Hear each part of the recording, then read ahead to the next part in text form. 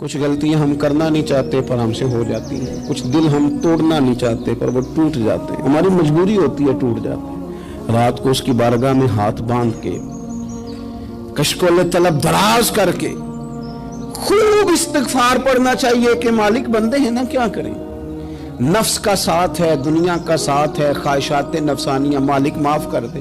درد سے توبہ، رسم نہ ہو، کہانی نہ ہو، لفظ نہ ہو، جملے نہ ہو، اور جناب ایسے لوگوں کے بیچ بڑے ہاتھ باندھ کے اور بڑا کوئی ضرورت نہیں، آپ اکیلے اپنی چارپائی پہ بستر کے اندر منہ دے کے بھی درد سے کہیں گے نا معاف کر دے تو وہ تو مہربانی بڑا ہے۔ بندہ کوئی ناراض ہو جائے تو ہمیں کو نہیں نیند آتی، اس کے گھر چلے جاتے ہیں۔ ہم اپنے سارے رشتوں کو، تعلقات کو مینٹین کر کے رکھنے کے عادی ہیں۔ ہمیں پتہ ہے کہ وہاں میں نہیں جا سکا تو بیٹا بھیجتا ہوں، فلاں شادی پہ میں نہیں جا سکا تو بھتیجا بھیجتا ہوں، بھائی بھیجتا ہوں۔ ہر تعلق کا ہم نے خیال رکھا کوئی روٹھ نہ جائے، لیکن کمال ہے نا، یہ نہیں سوچا کہ اگر رب روٹھ گیا تو جب وہ روٹھ جائے نا تو سارے رشتے بھی بندے کے پاس موجود ہوں تو کوئی کارآمد نہیں ہوتا، پھر کروڑوں روپیہ جیب میں ہوں تو ڈاکٹروں کی دوائیاں اثر نہیں کرتی۔ وہ روٹھ جائے تو پھر انسان اس طرح سے پھسلتا ہے کہ بڑے بڑے اس کے پاس دروازے ہوتے ہیں پر کسی جگہ اس کا ہاتھ نہیں لگتا۔ خدا را خیال کریں، دنیا روٹتی ہے تو روٹھ جائے، رب رسول ناراض نہ ہونے پائے، اس کا خیال کریں۔ حضور فرماتے ہیں وہ مسکراتا ہے، اسے خوشی ہوتی ہے جب کوئی اس کا بندہ اس کی طرف رجوع کرتا ہے۔ آپ دیکھیں نا، سارے ڈاکٹروں نے کہہ دیا کہ اس کے تو گردے، معدہ، جگر ہر چیز ختم ہے، گھر لے جاؤ، خدمت کرو، ہر طرف پریشانی ہے۔ وہ بندہ بھی سمجھ گیا ہے کہ آخری وقت آ گیا، کل جاؤں پرسوں جاؤں، تیاری ہو گئی، سب لوگ آ گئے، باہر والے بھی آ گئے، یہ ماحول ایک عجیب رنگ اختیار کر گیا۔ اچانک ایک ڈاکٹر نے آ کے کہا نہیں غلطی لگ گئی تھی۔ مجھے بتائیے انداز کیا ہوتا ہے؟ بغیر دعائی کے بندہ اٹھ کے کھڑا نہیں ہو جاتا، او میں تو بچ گیا ہوں۔ میرے نبی پاک صلی اللہ علیہ وسلم مثال دیتے ہیں، فرمایا ایک آدمی صحرا میں جا رہا، صحابہ سے حضور خطاب کر رہے ہیں، فرمایا ایک آدمی صحرا میں جا رہا تھا، اس نے اپنی اونٹنی پہ کھانا، پانی، پیسے، ہر چیز رکھی ہوئی تھی، صحرا تھا بہت بڑا، درمیان صحرا کے گیا تو تھوڑا سا سستانے کے لیے، آرام کرنے کے لیے اونٹنی سے نیچے اترا۔ اب اس نے اونٹنی کی لگام، اونٹنی کی نکیل اپنے سرہانے کے نیچے رکھی، ہاتھ کے ساتھ پکڑی اور سو گیا۔ تھوڑی ہی دیر کے بعد جب اس کی آنکھ کھلی تو دیکھا اونٹنی غائب ہے۔ صحرا میں وہ پیدل نہ آگے جا سکتا ہے، نہ پیچھے جا سکتا ہے، نہ دائیں نہ بائیں، کھانے کو روٹی نہیں، پینے کو پانی کا قطرہ نہیں، تھوڑا ادھر بھاگا ادھر بھاگا، تھک گیا۔ کریم محبوب فرماتے ہیں وہ پوری طرح نڈھال ہو گیا اور مایوس ہو گیا، معاذ اللہ، مایوس ہو کے دوبارہ اسی جگہ آ کے لیٹ گیا جہاں پہلے لیٹا تھا، انتظار کرنے لگا کہ اب موت ہی آئے گی، آخری وقت ہے، اب نہ میں پیدل یہ صحرا کراس کر سکتا ہوں، نہ پیچھے جا سکتا ہوں، نہ کھانا ہے نہ پانی ہے، سوائے موت کے کوئی سہارا نہیں۔ حضور فرماتے ہیں وہ رستے میں دوبارہ لیٹ گیا، اچانک اس نے رخ بدلا تو اونٹنی سامنے کھڑی تھی۔ حضور نے صحابہ سے پوچھا بتاؤ نا اسے بھلا کتنی کو خوشی ہوگی؟ یا رسول اللہ جسے نئی زندگی مل گئی ہے۔ نبی پاک صلی اللہ علیہ وسلم فرمانے لگے اس کی اونٹنی مل گئی، بتاؤ بھلا اسے کتنی خوشی ہوگی؟ یا رسول اللہ وہ تو دوبارہ دنیا میں آ گیا۔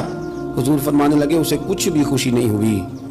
جب کوئی رب کا گناہگار بندہ آ کے توبہ کرتا ہے، رب کو اس سے کئی گنا زیادہ خوشی ہوتی ہے۔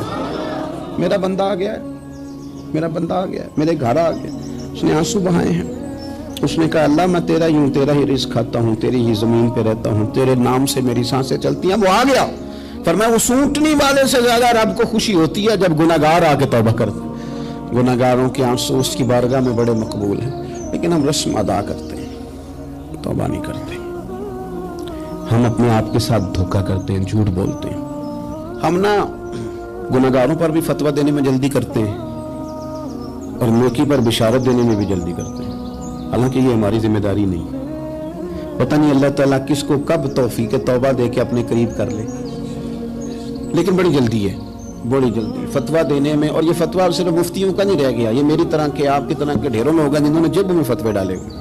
بھئی آپ نے کیوں ذمہ داری لے لی ہے جنت میں داخل کرنے کی اور نکالنے کی؟ یہ تو میرے رب کریم کا کرم ہے، وہ جس کو چاہے جب چاہے جتنا چاہے عطا کرے۔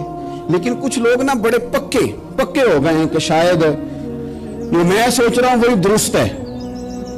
کبھی کبھی کچھ چیزیں عجیب بھی ہوتی ہیں، لہذا خدا کی رحمت پر بھروسہ کر کے بات کرنی چاہیے، اپنی مرضی کے فتوے نہیں داغنے چاہیے۔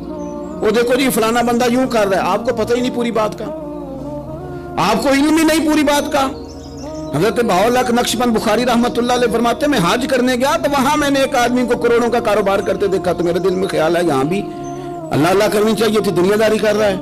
لیکن فرماتے ہیں حج سے فارغ ہوئے تو میں نے دیکھا وہی بندہ سارا کچھ رب کی بارگاہ میں خیرات کر رہا ہے، اور سینکڑوں غریب حاجی ہیں جن کو پورے پورے خرچے دے رہا ہے۔ تو میں نے وہی اپنی سوچ سے توبہ کی کہ میں کہاں تھا۔ بڑی جلدی کھڑے نہ ہو جائیں۔ حضرت حسن بصری رحمۃ اللہ تعالیٰ علیہ ارشاد فرماتے ہیں کہ میں دریا کے کنارے گیا تو وہاں میں نے ایک شخص کو دیکھا، وہ اپنی ایک خاتون کی گود میں سر رکھ کے بیٹھا اور قریب ایک بوتل بھی پڑی ہے۔ میرے دل میں معاذ اللہ خیال آیا کہ دیکھو کس انداز میں ایک عورت کے ساتھ یہ ہے، اور پاس بوتل بھی پڑی ہے، جانے شراب ہے۔ کہتے میں سوچ ہی رہا تھا کہ اچانک ایک کشتی آ رہی تھی دریا میں، وہ ہچ کو لے کھائے، کشتی میں 4-5 لوگ تھے، وہ دریا میں ڈوبنے لگے۔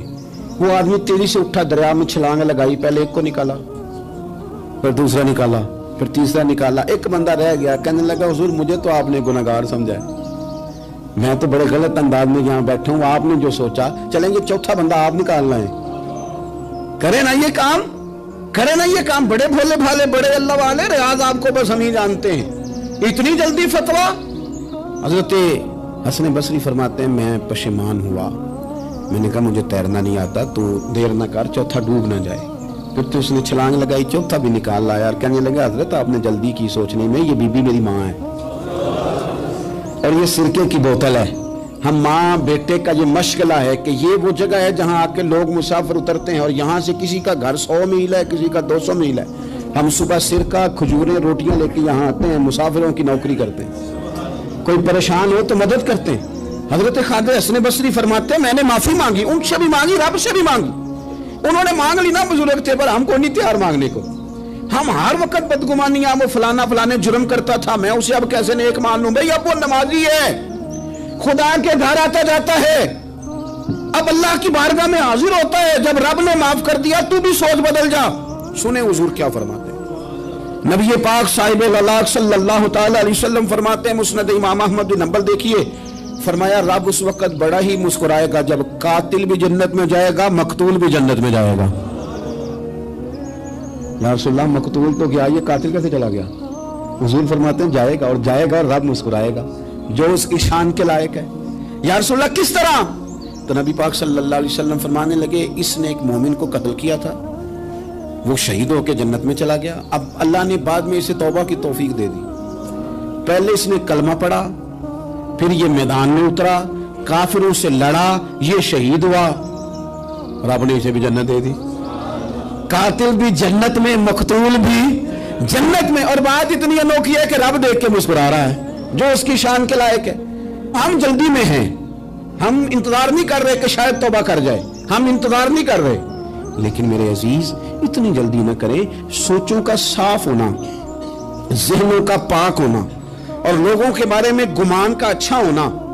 آپ کسی نفسیات کے ڈاکٹر کے پاس چلے جائیں، اسے کہیں ٹینشن بڑی ہے، میں ان کے مضامین پڑھتا رہتا ہوں، وہ سب سے پہلا سبق آپ کو یہ پڑھائیں گے کہ اچھا سوچا کریں۔ اچھا سوچنے سے بندہ تندرست رہتا ہے۔ کس سے بندہ تندرست رہتا ہے؟ ہاں جی واقعی، یعنی اس والے پڑوسی کے بارے میں بھی اچھا سوچنا ہے، گھر میں اس والے کے بارے میں بھی، چھوٹے بھائی کے بارے میں بھی اچھا سوچنا ہے، اور بڑے کے بارے میں بھی اچھا ہی سوچنا ہے۔ یعنی اپنی برادری قبیلے کے بارے میں بھی اچھا سوچیں، جو قبیلے کا نہیں اس کے بارے میں بھی چلیں تھوڑا سا اچھا سوچ لیں۔ اپنے بارے میں تو اچھا سوچا ہے بڑا، میں کہتا ہوں کہ ہم اپنی غلطیوں سمیت اپنے آپ سے بڑا پیار کرتے ہیں، اور دوسرے کی ایک غلطی نظر آ جائے تو ہمیں گھین آنے لگ جاتی ہے۔ آپ جلدی نہ کریں، مالک نے موقع دیا ہے بندوں کو، نہ وہ کسی کا رزق چھین رہا ہے، نہ سانسیں چھین رہا ہے، وہ اپنی زمین پہ چلنے بھی دے رہا ہے، رہنے بھی دے رہا ہے، تو جب اس نے موقع دیا ہے آپ بھی تھوڑا موقع دیں۔ اللہ بڑا کریم ہے، دروازے کھولے گا، اس کے بندے اس کی بارگاہ تک پہنچیں گے۔ بدگمانیاں اور پھر بدگمانیوں کا عروج، اور اس لیول تک جا کے بات کر دینا ہے کہ جہاں سے خوف آئے کہ یار یہ بات نہیں کرنی چاہیے۔ کچھ لوگوں نے نا پکا ذہن بنا لیا یہ کہنے کا کہ ہاتھ بڑا تنگ ہے، پکا آپ جس وقت پوچھ لیں ان کا ہاتھ اور بڑا ہی زیادہ تنگ ہے۔ آپ یقین کریں، بہن کا جو خامند ہے وہ کہہ رہا ہے جا حصہ لے کے آ، تیرے بھائیوں کی کمائی تو نہیں، تیرے ابا کی ہے، لے کے آ۔ وہ بیچاری اس کی منتیں کر رہی ہے, کہتی ہے اگر جاؤں گی نا تو وہ کہیں گے حصہ لے جا, آج کے بعد ہمارے گھر نہ آنا, میرا دروازہ نہ بند کرو, مہربانی کرو. اور بھائی سے بات کرتی ہے تو کہتا ہے ہاتھ بڑا تنگ ہے, جب ٹھیک ہوگا تو دے دوں گا. نہ کریں یہ ظلم. ہمارے اپنے تڑپتے رہتے ہیں اور ہماری دولتیں اندر پڑی رہتی ہیں. ہمارے اپنی چھوٹی چھوٹی ضروریات کے لیے پریشان ہوتے ہیں, لیکن ہم بڑے بڑے بہانے ہیں ہمارے پاس, کہتے ہیں یہ نکما ہے, یہ نکھٹو ہے, یہ کام نہیں کرتا, اس میں فلانا ہے, بے فلانا ہے, بلے میں نے نہیں ساتھ چلنا. اظہار جب آپ کے اندر پیدا ہوتا ہے نا, اظہار, جب کسی کے لیے آپ حساس ہوتے ہیں تو آپ کو بھی سرور حاصل ہوتا ہے. نہ کریں یہ کام کہ آپ کو اللہ نے وسعت دی اور ہر وقت آپ ہاتھ تنگ ہونے کا رونا رو رہے ہیں, ہر وقت آپ یہ کہہ رہے ہیں میں بڑی آزمائش میں ہوں, جب خدا نے آپ پہ نہیں ڈالی. تو اتنے جھوٹ بولنا صرف اس لیے کہ میرے پیسے بچ جائیں, صرف اس لیے کہانی سنانا کہ حالات میرے بڑے خراب ہیں کہ کوئی بندہ میرے سے کوئی تھوڑا بہت قرض نہ مانگ لے. سنو, نبی پاک صلی اللہ علیہ وسلم کے پاس مہمان آ گیا, بخاری مسلم ہے. حضور نے ازواج مطہرات کے گھروں میں پیغام بھیجا, کچھ چیز ہے ضیافت کے لیے. یا رسول اللہ کچھ بھی نہیں, یہ دو جہاں کے شاہ ہیں اور پاس کچھ رکھتے نہیں, دو جہاں کی نعمتیں ہیں ان کے خالی ہاتھ میں. یا رسول اللہ کوئی چیز بھی نہیں.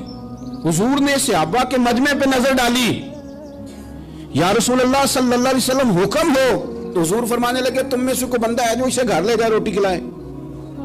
ایک صحابی اٹھے فوراً, حضور میں لے کے جاتا ہوں کھانا کھلاتا ہوں. فرماتے ہیں میرے گھر میں صرف بچوں کا کھانا تھا, یہ نہیں کہ فریزر بھرا ہوا ہے نعمتوں سے, صرف بچوں کا کھانا. یہ نہیں کہ کسی کو دیکھ کے اپنی ہنڈیا پہ برتن دے لیا, صرف بچوں کا کھانا. کہتے ہیں گھر گیا, بیوی سے کہا کیا کیفیت ہے, کہنے لگی بچوں کی روٹی ہے. میں نے کہا بچے سلا دے, صبح ناشتہ کر لیں گے. تو کہنے لگی آپ کیا کھائیں گے؟ تو میں نے کہا نہ میں کھاؤں گا نہ تم کھائے گی, مہمان جو نبی پاک کا ہے. کہا اچھا, اب ذرا تجویز دیکھو میاں بیوی کی سوجھی آپس میں. کہتے ہیں کھانا لگا دینا کیونکہ ایک آدھ بندے کا کھانا ہے. اپنی غربتوں کا ہر جگہ اظہار کرنا, رونا رونا. یہ دیکھو غربت کیسے چھپائی جا رہی. اس کو کہا نہیں کہ چل تو تھوڑا رحم کھا, تو آیا ہے تو تھوڑا رحم کھا, یہ نہیں کہا اٹھ کے نا تو کھانا رکھنا اور اٹھ کے نا چراغ ٹھیک کرنے کے بہانے بجھا دینا. ہم دنیا والوں کے سامنے کیوں اپنے دکھ بیان کریں؟ ہم جو کہیں گے رب رسول کی بارگاہ میں کہیں گے. تو نا چراغ ٹھیک کرنے کے بہانے, اہلیہ اٹھی کھانا دینے کے بعد چراغ ٹھیک کرنے کے بہانے بجھا دیا. خامد بھی ہاتھ چلاتے رہے, بیوی کبھی برتن رکھتی کبھی اٹھاتی, پتہ چلے کہ کھانا کھا رہے ہیں, کھانا کھایا جا رہا ہے. کہتے ہیں مہمان پیٹ بھر کے کھانا کھا گیا. یہ کام ہوا رات کے اندھیرے میں, اس وقت ہوا جب چراغ بھی بند تھا, اس وقت ہوا جب کوئی دیکھنے والا نہیں تھا, کسی پڑوسی کو بھی خبر نہیں تھی. فرماتے ہیں صبح کے اجالے میں اس مہمان کو لے کے مسجد نبوی میں نے قدم رکھا تو نبی کریم نے فرمایا رات جو تم نے کام کیا ہے نا اسے دیکھ کے میرا رب بڑا مسکرایا ہے, اللہ بڑا مسکرایا ہے. اللہ تر دامنی پہ شیخ ہماری نہ جائیے, ہم دامن نہ چھوڑ دیں تو فرشتے وضو کریں. یہ شان ہے صحابہ کی. نبی کریم علیہ السلام نے فرمایا رب رات مسکرایا تیرا یہ انداز دیکھ کے, اور اس نے قرآن نازل کیا وَيُؤْثِرُونَ عَلَىٰ أَنفُسِهِمْ وَلَوْ كَانَ بِهِمْ خَصَاصَةٌ. کچھ لوگ وہ ہیں جنہیں بڑی بھی ضرورت ہو تو دوسروں پر اثار کر دیتے ہیں, قربانی دے دیتے ہیں. رب مسکرایا ہے, اندر پیسے رکھے ہوئے ہیں, اندر پیسے رکھے ہوئے ہیں. اور بہن آ کے منت کر رہی ہے کہ بھائی حالات بڑے خراب ہیں, تھوڑی سی مہربانی کر. تو کہتے ہیں بہن پردہ یہ ہے بس, کیسے بتاؤں تجھے حالات, تجھے کیا بتاؤں, کام کتنی مشکل سے چلتا ہے, یہ پردہ یہ بس. بہرحال اگر تُو نے کہا ہے نا 50,000 تو میں زیادہ نہیں کوئی 20 کو دے دوں گا تجھے, وہ بھی خاصی نیکی کر کے, وہ بھی بتا سکھا کے. رات اماں پہ علیحدہ سے سان چڑھاؤں گا, ابا پہ علیحدہ سے چڑھاؤں گا کہ تمہاری بیٹی کے ساتھ تعاون کرنا, سارے علاقے کو ویسے ہی بتاؤں گا. اور وہ غریبنی بیچاری 20,000 لے کے گھر گئی ہے, کئی سفارشیں کر رہی ہے کہ مہربانی کرو. میں نے ایسے بھی دیکھے ہیں جو پہلے بیوی کو پکڑاتے ہیں, تو دے, اس لیے کہ پھر وزیر اعظم تو ڈنڈا نکال لے گا تو بڑا مشکل ہو جائے گا پھر گھر میں رہنا. لہذا وہ یہ تو آگے لگ. یہ کیا لہجہ ہے آپ کا, یہ تو کسی کو بھی دیں تو چھپا کے دینے کا حکم ہے, کسی کو بھی دیں تو ہمیں حکم یہ ہے کہ سیدھے ہاتھ سے دینا ہے, الٹے کو خبر. اور یہ جو بالکل ہی اپنے ہیں ان پر تو پردہ پوشی آپ کے لیے ویسے ہی ضرورت تھی. میرے عزیز رب مسکراتا ہے. میرے نبی پاک علیہ السلام نے یہ اعمال ہمیں بتائے جن پر اللہ مسکراتا ہے, خوش ہوتا ہے. اور بعض لوگوں کو حضور نے نامینیٹ کیا. حضرت سعد بن معاذ رضی اللہ تعالیٰ عنہ عظیم صحابی تھے. یہ وہ خوبصورت صحابیاں جن کے جنازے کو کندھا میرے نبی پاک نے عطا فرمایا, حضور نے کندھا عطا فرمایا. کمال ہو گئی. نرخ بازار محبت کا انوکھا ہی ہو گیا, خود خریداروں میں شامل آ کے مولا ہو گیا. حضور نے کندھا دیا. حضرت سعد بن معاذ رضی اللہ تعالیٰ عنہ کا جب جنازہ اٹھا, ان کی والدہ رو پڑی, بڑے درد سے روئی. ماں تھی نا, ان کی آواز جب حضور تک گئی تو نبی پاک نے فرمایا آنسوؤں کو روک لے, آواز کو کم کر لے, تیرے بیٹے کی تو جب روح پرواز ہوئی ہے تو رب مسکرایا ہے. جس کے آنے پہ رب راضی ہو مسکرا دے جو اس کی شان کے لائق ہے. یہ تو وہ لوگ ہیں کہ جن کے جانے پر نا رب, وہ کسی نے کہا تھا کہ میرے مرنے پہ ہر سو شور مچ جائے گا, دیکھو گے میرے مرنے پہ ہر سو شور, تو پتہ چل جائے گا جب ہم جائیں گے, میرے مرنے پہ ہر سو شور مچ جائے گا دیکھو گے, اور کہنے الوداع سرکار خود تشریف لائیں گے. اور درویش کہنے لگے بعد مرن دے مکھڑا میرا ہو جاوے جے تازہ, پھر سمجھ لینا محبوب میرے نے آن پڑے ہے جنازہ. اور عاشق کا جنازہ ہے ذرا دھوم سے نکلے, اور محبوب کی گلیوں سے ذرا گھوم کے نکلے. فرمایا کہ ان کے تو جانے پہ رب کریم. اور حضور نے ایک دعا بھی دی. حضرت ابو طلحہ, حضرت طلحہ رضی اللہ تعالیٰ عنہ صحابی تھے, ان کا وصال ہو گیا تو حضور نے دعا بھی دی. فرمایا یا اللہ جب میرا طلحہ ہے نا تو اس سے مسکرا کے بات کرنا, یہ تجھ سے مسکرا کے بات کرے جو تیری شان کے لائق ہے. قرآن مجید میں فرمایا ان اللہ بالناس لرؤوف الرحیم, بے شک اللہ اپنے بندوں پر بڑا ہی مہربان اور نہایت ہی رحم کرنے والا, رؤوف اور رحیم ہے, بڑا مہربان ہے, کرم فرماتا ہے. اللہ تعالیٰ اپنے بندوں سے بڑا جلد راضی ہو جاتا ہے. وہ اپنے بندوں کو بہت زیادہ مشقت میں نہیں ڈالتا, وہ اپنے بندوں سے اپنی نعمتوں کا بدلہ نہیں چاہتا, بہت سخت مشقت والی عبادتیں نعمتوں کے بدلے نہیں چاہتا, وہ بڑی جلدی رحم فرماتا ہے. میرے نبی پاک صلی اللہ تعالیٰ علیہ وآلہ وسلم نے ارشاد فرمایا, بعض احادیث میں لفظ یہ ہے کہ اللہ اپنے بندوں کو دیکھ کے مسکراتا ہے جو اس کی شان کے لائق ہے. جس ترتیب سے ہم مسکراتے ہیں, جس ترتیب سے ہم روتے ہیں, جس ترتیب سے ہم کسی بات کا اظہار تشکر کرتے ہیں, خدا ان باتوں سے پاک ہے. اب بہت ساری حدیثوں میں آیا کہ وہ مسکراتا ہے, تو کیا مطلب ہے مسکرانے کا؟ علماء تفسیر نے لکھا ہے مسکرانے کا مطلب یہ ہے کہ وہ بڑا ہی راضی ہوتا ہے اپنے بندے سے, بڑا راضی ہوتا ہے, یہ مطلب ہے. ایک تو مسکرانے کا مطلب یہ کہ وہ بڑا راضی ہو گیا, بڑا راضی ہو گیا, وہ مسکرا دیا اپنے بندے پہ. اور ایک اس کا معنی خود نبی پاک صلی اللہ تعالیٰ علیہ وسلم نے بیان فرمایا. مسند امام احمد بن حنبل میں حدیث ہے, حضور سید عالم علیہ السلام سے صحابہ نے پوچھا یا رسول اللہ شہید تو بڑے لوگ ہوتے ہیں, شہیدوں میں افضل کون ہے؟ تو اللہ کے حبیب علیہ السلام فرمانے لگے وہ والا بندہ جو ڈٹ گیا تھا کافروں کے مقابلے میں, وہ ہلا نہیں, پوری طرح ڈٹ کے جو لڑا, وہ شہداء میں افضل ہے. حضور فرماتے ہیں وہ جنت کے بالا خانوں میں سیر کرے گا اور رب اسے دیکھ کے مسکرائے گا, رب اسے دیکھ کے مسکرائے گا. اللہ تعالیٰ مسکراتا ہے اسے دیکھ کے. اور اگلے جملے میں حضور نے وضاحت کر دی, فرمایا جب رب دنیا میں کسی پر مسکراتا ہے نا تو اس کا معنی یہ ہے کہ قیامت میں پھر اللہ اس سے حساب کوئی نہیں لے گا. جس پر اللہ دنیا میں مسکرا دیا اس سے کوئی حساب, تو وہ کام ڈھونڈنے چاہیے نا جس سے اللہ مسکرائے. ویسے کبھی ہم ایسا کرتے ہیں کہ نہیں کہ کسی کو راضی کیا جائے؟ یہ کام ہم کرتے ہیں کہ ہماری کمپنی کا جو سربراہ ہے وہ ہم سے راضی رہے, جس ادارے میں ہم پڑھاتے ہیں اس ادارے کا بڑا ہم سے راضی رہے. یہ کرتے ہیں ہم, اس کے لیے کچھ نہ کچھ ہیلے بہانے ہم کرتے ہیں. برادری, قبیلہ, علاقہ, بستی لوگ کسی طریقے سے ہمارے ساتھ مطمئن رہیں, کرتے ہیں نا یہ سارے کام. اس میں تھوڑی مشکل بھی ہمیں آتی ہے لیکن کرتے ہیں. کیا کریں, گھر میں بھی کئی دفعہ ایسا ماحول بنانا پڑتا ہے. چلیں ایک اور میٹھی مثال دیتے ہیں, زیادہ سمجھ میں آئے گی. چھوٹا بچہ خوش رہے, آپ اس کے لیے محنت نہیں کرتے, وہ چھوٹا ہے اس کو خوش کرنا فرض ہے ابا پہ, لیکن وہ کہتا ہے کہ میں نے موٹر سائیکل لینا ہے, چھوٹا ہے چلا ہی نہیں پائے گا, تو ابا پھر اسے راضی کرتا ہے, کہتا ہے بیٹے چھوٹا سائیکل لے لے, چل میں تجھے اڑانے والا جہاز لے دیتا ہوں. مقصود کیا ہے کہ اس کو ناراض نہیں کرنا, یہ روئے نہ, اس کا دل نہ ٹوٹے. یارو سنو نا میں کیا کہہ رہا ہوں, اگر چھوٹے بچے کے لیے وہ چیزیں ڈھونڈتے ہو, میرے ابا جی نا اپنے نواسے کے لیے کھلونا لے کے آئے تو بچہ بڑا ہی کھیلا, تو ابا جی کہنے لگے لو پیسے پورے ہو گئے میرے. بچے کو پسند بڑا ہے نا, پیسے پورے کر چھڑے نے, دیکھو نا جی کتنا اس کو راضی ہوا ہے. تو انسان کیا کرتا ہے کہ کوشش کرتا ہے, چھوٹا بچہ بھی ناراض نہ ہو تو وہ چیزیں وہ ڈھونڈتا ہے کہ اس کو کیا پسند ہے, چاکلیٹ لے جاؤں, فلاں چیز لے جاؤں, آئس کریم لے جاؤں. تو ایک بچے کے لیے, گھر کے لیے, سربراہ کے لیے اتنی محنت کرتے ہو, تو وہ کام بھی ہمیں ڈھونڈ کے تلاش کرنے چاہیے نا جس سے رب راضی ہوتا ہے, اللہ راضی ہوتا ہے. بتاؤں وہ کون کون سے کام ہیں؟ نبی کریم صلی اللہ تعالی علیہ وسلم نے ارشاد فرمایا 3 لوگ ہیں جنہیں دیکھ کے رب مسکراتا ہے۔ یا رسول اللہ صلی اللہ علیہ وسلم وہ کون کون سے؟ تو محبوب فرمانے لگے ایک وہ بندہ ساری مخلوق سوئی ہے، آدھی رات ہے، رات کا پچھلا پہر ہے، اس نے اٹھ کے وضو کر لیا، مصلی پہ کھڑا ہو گیا خدا کی یاد میں، فرمایا اسے دیکھ کے رب مسکراتا ہے جو اس کی شان کے لائق ہے۔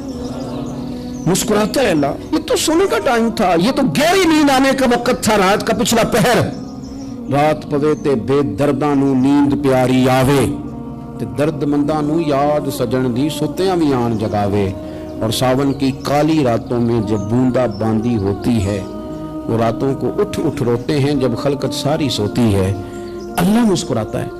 اور سننا میرے بھائی، میرے نبی پاک صلی اللہ تعالی علیہ وسلم فرماتے ہیں جب مسلمان نماز کے لیے صفیں بناتے ہیں نا، ترتیب لگ رہی ہوتی ہے، اب اللہ کی بارگاہ میں کھڑے ہوں گے، قیام کریں گے، رکوع کریں گے، سجود کریں گے، فرمایا جب مومن صفیں بناتے ہیں تو رب دیکھ کے مسکراتا ہے، مسکراتا ہے۔ کمال ہو گئے عروج بندگی کا، جب بندے کو دیکھ کے رب مسکرائے، خدا بندے سے خود پوچھے بتا تیری رضا کیا ہے، مسکراتا ہے۔ اور میرے نبی پاک علیہ السلام فرماتے ہیں جب مجاہد جہاد کے لیے صفیں سیدھی کرتے ہیں، آج تو یہ رب کے نام پہ مرنے ہی آ گئے، یہ صفوں میں کھڑے ہوں گے، ترتیب سے لڑیں گے، ترتیب سے گلا کاٹیں گے کافروں کا یا شہادت لیں گے۔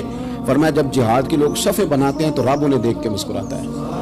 کتنے نصیبوں والا وہ بندہ ہے جسے دیکھ کے مسکرا دیا۔ او یار کبھی تیرا بیٹا تیرے سامنے مسکرائے نا چھوٹا، تو تیرا دل باغ باغ ہو جاتا ہے۔ تیری ماں بیمار کسی ایک دن صحیح طرح ہنس پڑے تو طبیعت خوش ہو جاتی۔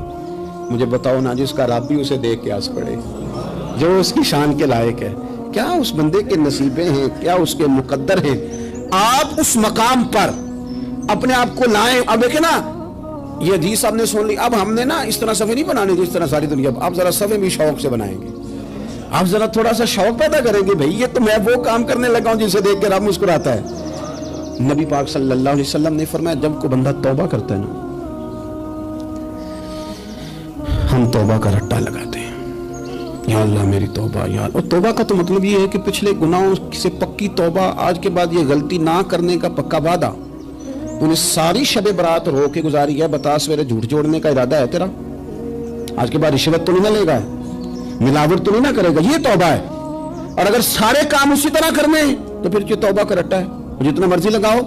حضرت علی بن ربیعہ رضی اللہ تعالیٰ عنہ فرماتے ہیں میں مولا علی کے ساتھ تھا، مقام حرہ کی طرف جا رہے تھے، حضرت علی نے ہاتھ اٹھا کے دعا مانگی ہماری تعلیم کے لیے، ورنہ حضرت علی ہم صحابہ کو محفوظ عن الخطا تو مانتے ہیں نا، ہاتھ اٹھا کے کہا اے اللہ ہمارے گناہ بخش دے، تیرے علاوہ کوئی معاف کرنے والا نہیں۔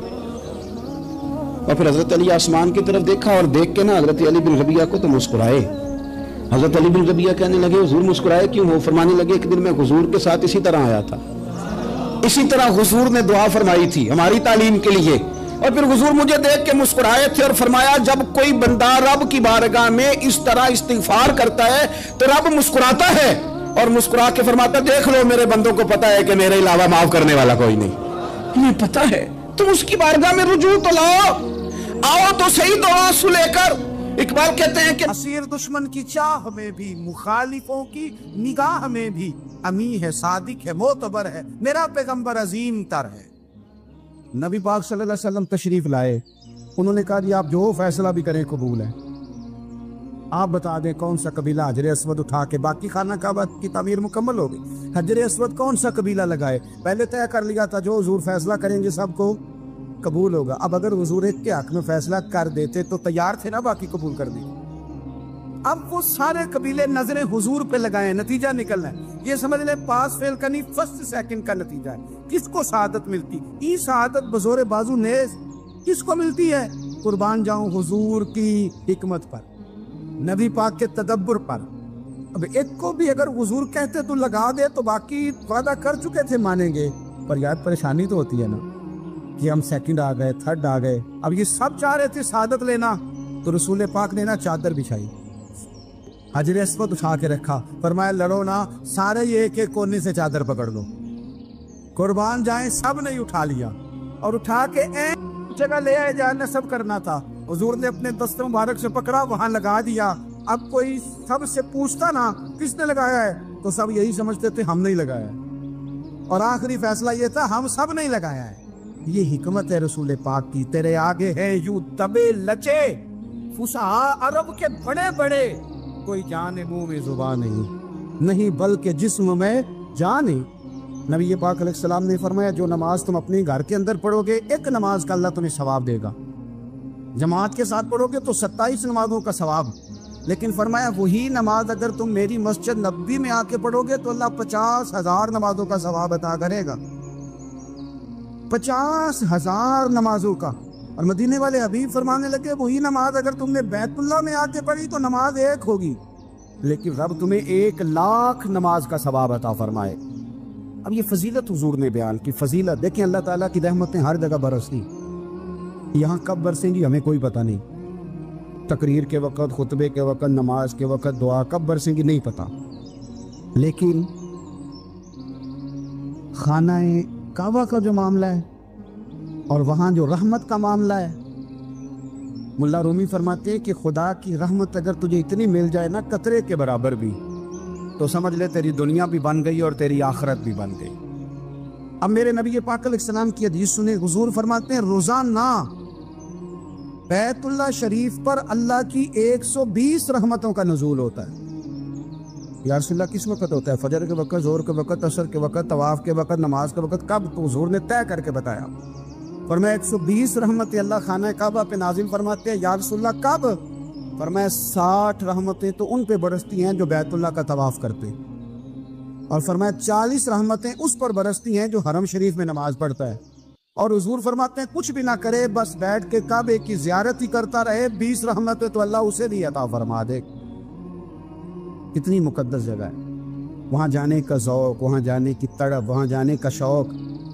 ان لوگوں سے تھوڑا سا شکوہ ہے جو کہتے ہیں جی میں نے جی بڑی راج کے زیارت کر لیا، بس راج گئے، ختم ہو گئی بات۔ سنو، نبی پاک علیہ السلام نے 53 سال حیات ظاہرہ کے وہاں گزارے، 53 سال، لیکن جناب صدیق اکبر رضی اللہ تعالیٰ عنہ فرماتے ہیں قربان جاؤں جس رات میرے کریم محبوب علیہ السلام ہجرت کی رات مکہ مکرمہ سے نکل رہے تھے تو حضور پلٹ پلٹ کے بیت اللہ کو دیکھتے، حضور پلٹ پلٹ کے دیکھتے تھے، اور پھر میرے محبوب کریم علیہ السلام نے پلٹ کے کعبے کی طرف دیکھ کے فرمایا بیت اللہ تو مجھے بڑا ہی پیارا ہے، تو مجھے بڑا ہی پیارا ہے، اے شہر مکہ تو مجھے بڑا ہی پیارا ہے۔ فرمایا اگر میری قوم مجھے پریشان نہ کرتی میں تجھے کبھی چھوڑ کے نہ جاتا۔ 53 سال رہنے کے باوجود بھی حضور کا بیت اللہ سے پیار، نبی پاک کی اس شہر کے ساتھ وابستگی، وہ دلچسپی، وہ ذوق، وہ شوق، وہ کیفیات، کیوں مان پڑتے جا رہے ہیں ہمارے جذبے؟ ہمارے سیاست کی باتیں روز ہونے لگی ہیں، بحثوں کی باتیں روز ہوتی، لیکن اپنا عشق مضبوط کرنے کی بات، آپ یقین کریں جو عشق ہوتا ہے یہ بندے کو آزاد کر دیتا ہے، یہ بندے کو عشق آزاد کر دیتا ہے۔ اعلیٰ حضرت فرماتے ہیں اے عشق تیرے صدقے جلنے سے چھٹے سستے، جو آگ بجھا دے گی وہ آگ لگائی ہے۔ اور علامہ اقبال کہنے لگے اقبال سمجھاتے ہیں، وہ کہتے ہیں بجھی عشق کی آگ اندھیر ہے، اب مسلمان نہیں اب خاک کا ڈھیر ہے۔ کہتے ہیں بغیر عشق کے نا کوئی کام بھی، نماز بھی بغیر عشق کے پڑھی جاتی ہے تو کوئی مزہ ہی نہیں دیتی، بندے کہتے ہیں دل ہی نہیں لگتا، پیری مریدی ہے بغیر عشق کے، ایسی رسم ہی ہے، ٹھیک ہے گزارا چل رہا ہے، قرآن شریف کی تلاوت ہے تو بغیر عشق کے کیسے کیفیات چلیں گی؟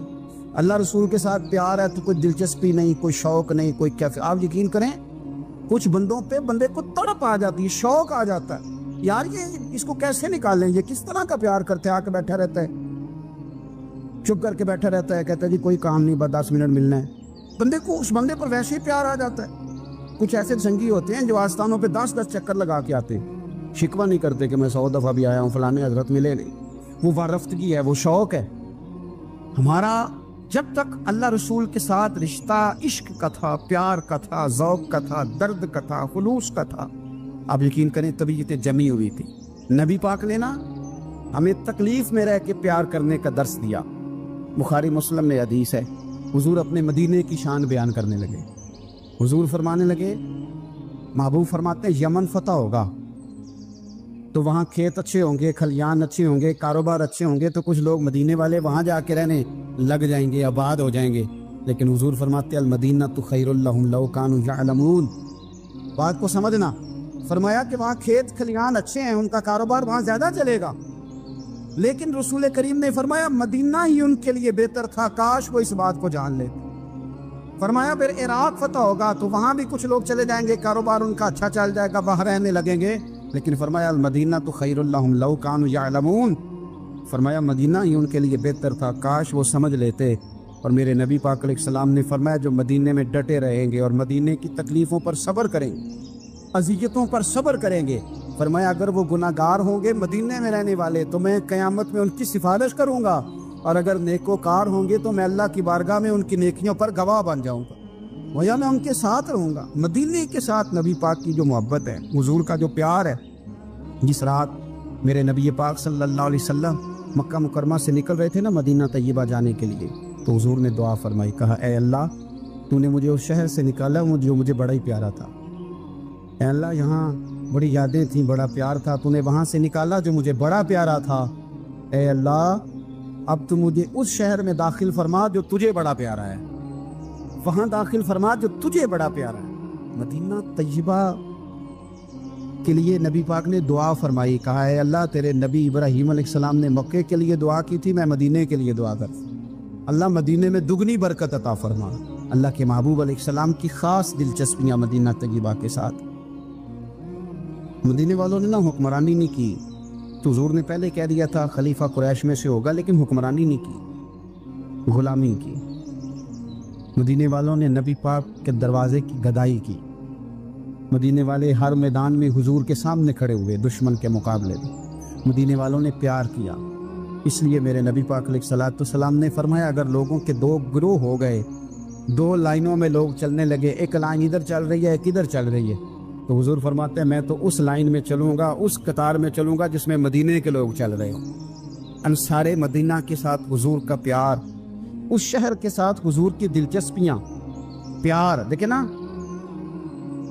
بندہ جب اپنے گھر واپس لوٹ کے آتا ہے تو شوق ہوتا ہے ذرا جلدی سے نا گھر پہنچ جاؤں، ذرا تھوڑا جلدی چلا جاؤں۔ کئی سفر سے آئے صحابہ فرماتے ہیں کہ جب نبی پاک کسی جنگ سے، جہاد سے، سفر سے لوٹتے، مدینے کی عمارتیں نظر آتی تو گھوڑا تیز کر لیتے، اپنے اندر نا یہ ذوق پیدا کریں، یہ پیار پیدا کریں۔ آپ یقین کریں کوئی ٹھنڈے ٹھنڈے مسلمان، وہ کوئی کیفیت نہیں، صبح سے شام تک میں دوستوں سے کہا کرتا ہوں الحمدللہ کبھی ایک آیت پڑھ لینا قرآن پاک کی ترجمہ و تفسیر کے ساتھ تو سارا دن وہ گھومتی رہتی ہے دماغ میں، رات کو اس کا ذائقہ رہتا ہے روح میں۔ تو جب میں اور آپ سارا دن پڑھیں، سیاست کریں، سیاست سنائیں، کہانیاں کریں، غیبتیں، پھر دماغ میں الٹے سیدھے خیالات ہی آنے، تو اگر صبح اٹھتے ہی سب سے پہلے مدینے والے کی ایک نعت سنی جائے اور شام کو سوتے وقت بھی ایک نعت سنی جائے، ایک نعت نعمتیں بانٹتا جس سمت وہ ذیشان گیا، اس طرف منشی رحمت کا قلم دان گیا، تجھے جانا تجھے مانا نہ رکھا غیر سے کام، للہ الحمد میں دنیا سے مسلمان گیا۔ تو اگر یہ ذوق بنا لیا جائے تو انشاءاللہ رات کو بھی آپ کو نا مدینہ ہی نظر آئے گا، انشاءاللہ خواب میں بھی آپ ٹکٹنگ کرا رہے ہوں، آپ ویزا ہی لگوا رہے ہوں گے، لیکن شرط یہ ہے کہ وہ کیفیت ہو، وہ پریم ہو، وہ پیار ہو۔ مدینے والوں نے بڑی غلامی کی، کبھی کوئی شکوہ نہیں کیا، ویسے کبھی کبھی اللہ موقع بناتا تھا، کبھی کبھی نا مدینہ شریف میں ایسے ہوتا تھا کبھی کبھار۔ ایک دفعہ نا جب کچھ علاقے فتح ہوئے تو بڑا مال آیا فتح مکہ کے بعد، تو بخاری مسلم میں حدیث ہے، اسلام کے اندر یہ ہوتا ہے کہ جو نیا کلمہ پڑھتا تھا اسے مال غنیمت میں سے زیادہ حصہ دیا جاتا تھا، اس کو کہتے ہیں مؤلفۃ القلوب، تالیف قلب کے لیے۔ تو چونکہ یہ قانون تھا تو نبی پاک صلی اللہ علیہ وسلم نے نا مکے والوں کو ذرا مال تھوڑا زیادہ دیا۔ مدینے میں سے ایک آدھ نوجوان نے کہا کہ حضور نا آپ اپنے رشتہ داروں کی طرف توجہ زیادہ کرنے لگے، یہ بھی محبت کی جنگ ہوتی ہے نا، قربان جائیں۔ حضور سید عالم علیہ السلام تک بات پہنچی، اور اسی طرح پہنچی کہ ایک آدھ نوجوان نے بات کی ہے۔ نبی پاک علیہ السلام نے ترکی خیمہ لگوایا، فرمایا مکے والا کوئی نہ آئے، صرف مدینے والے آئیں۔ سارے حضور کے سامنے بیٹھ گئے، ذرا منظر دیکھنا، حضرت ابو ایوب انصاری رضی اللہ تعالیٰ عنہ سے لے کر سارے انصار۔ حضور نے فرمایا بھی میں نے سنا ہے تم میں سے کچھ نے کہا ہے کہ حضور اپنے رشتہ داروں کو زیادہ دینے لگے۔ رو پڑے مدینے والے، یا رسول اللہ وہ تو ایک نوجوان نے غلطی، فرمایا نہیں تم کہہ سکتے ہو کہ یا رسول اللہ صلی اللہ علیہ وسلم مکے والوں نے تو آپ کو تکلیف دی تھی، ہم نے آپ کو ٹھہرایا، تم کہہ سکتے ہو چونکہ تم نے ٹھہرایا تھا۔ مدینے والے رونے لگے، کہ یا رسول اللہ ہم کون ہوتے ہیں ٹھہرانے والے؟ وہ تو آپ آئے، اللہ نے مدینے کو شانیں عطا کر دی۔ میرے محبوب نے فرمایا تم کہو نا کہ یا رسول اللہ مکے والے تو بدر میں تلواریں لے کے آ گئے تھے، ہم تھے جنہوں نے سینے پیش کیے تھے۔ وہ رو رہے ہیں، نہیں حضور ایسا تو نہیں ہے، وہ تو آپ نے مہربانی کی تو بدر میں ہم میں سے کچھ شہید ہو گئے، کچھ غازی بن گئے کی برکت سے۔ حضور نے فرمایا تم کہو کہ احد کے میدان میں انہوں نے پتھر مارے تھے، ہم نے سینہ پیش کیا تھا۔ حضور بھی رونے لگے، مدینے والے بھی رونے لگے۔ نبی کریم نے فرمایا تم کہو کہ جانے ہم نے قربان کی، تم کہو کہ حضور ایک قربانیاں ہم نے دی، کہہ سکتے ہو تم نے دی ہیں، ہمارا حق بنتا ہے کہو۔ اور جب رو رو کے بحال ہو گئے تو سرکار بھی روئے، کھل کے روئے، پھر آنسو پونچھے اور کریم رسول فرمانے لگے وہ بھولے مدینے والو، کیا تم یہ نہیں پسند کرتے کہ لوگ جب اپنے گھروں میں جائیں تو بھیڑ بکریاں لے کے جائیں، اور جب مدینے والے اپنے گھر جائیں تو اللہ کے رسول کو ساتھ لے کے جائیں؟ تم یہ نہیں پسند کرتے کہ تمہارے ساتھ میں جاؤں؟ یہ نہیں تمہارا شوق؟ دیکھو کسی کے حصے میں کچھ آیا، کسی کے حصے میں کچھ آیا، کسی کے حصے میں کچھ آیا۔ مدینے والے وہ لوگ ہیں جن کے حصے میں اللہ کا پیارا حبیب آیا۔ تمہیں رسول کریم ملے، تم کتنے خوش بخت ہو، کتنے خوش نصیب ہو، تمہیں نبی پاک کا ساتھ ملا۔ حضور ہے، یہ ہے ارض جنت، یہ طیبہ کی زمین ہے، جنت بھی یہیں اور مال کے جنت بھی